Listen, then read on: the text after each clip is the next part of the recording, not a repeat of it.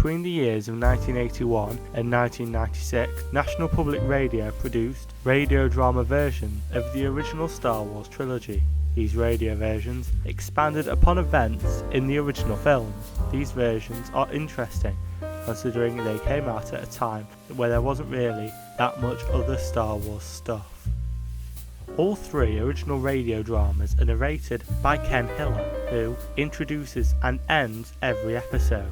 The radio drama versions of A New Hope and The Empire Strikes Back have only 3 returning cast members, being Mark Hamill as Luke Skywalker, Anthony Daniels as C-3PO, and Billy Dee Williams as Lando Calrissian. I'm not going to go over all the new cast because it would take forever, so I'm just going to go over the main characters. In this version, Han Solo is played by Perry King. In 1976, Perry King auditioned to play Han Solo in the film, but lost the part to Harrison Ford. So when it was clear Harrison Ford wasn't going to return for the radio version, they decided to cast someone who had auditioned for the role originally.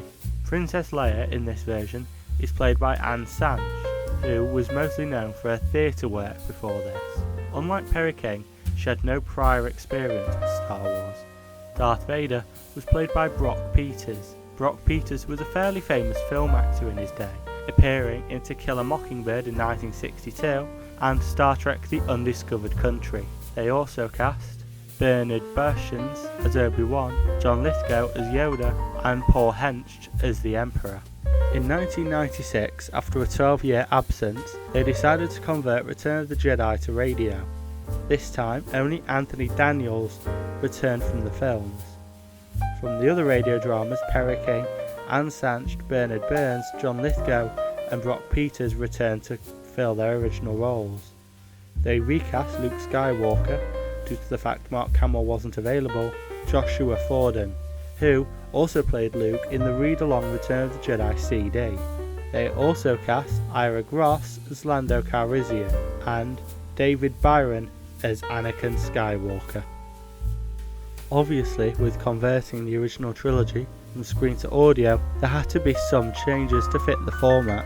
The first difference applies to all the radio drama, that the Force works via talking, like a spell in Harry Potter. Leviosa, not Leviosa. The 1981 radio version of A New Hope is 4 hours long, so of course they had to add more scenes.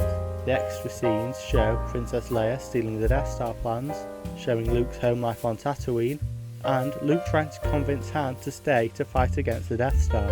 They also expand on scenes shown in the original film, but some scenes are removed, such as Obi-Wan shutting down the tractor beam. The 1983 radio version of Empire does not expand on as much as the A New Hope version, but some scenes are still expanded. There is an added scene at the start where a rebel transport ship is destroyed by a Star Destroyer. There is also added scenes where Luke and Han sit inside a tent after Luke is attacked by the Wampa. Also, there is a classic misconception with the film that Vader says, "No Luke, I am your father," but in the film he actually says, "No, I am your father." But in the radio version he does say, "No Luke, I am your father," which may be where people are getting this mistake from. The 1996 radio version of Return of the Jedi added a scene at the start where Luke builds a lightsaber in Obi-Wan's hut. This scene was going to be incorporated into the film, but was going to take place in a cave outside of Jabba's palace. They also added a scene where Han and Luke say goodbye as they leave Tatooine. Also added was a scene where the Emperor sends Vader to the new Death Star. Overall, I really enjoy the radio versions of the original trilogy and wish they had done radio versions for the prequels and sequels. I'm fascinated with this trilogy and think Disney should try and make more radio dramas. Thanks for watching.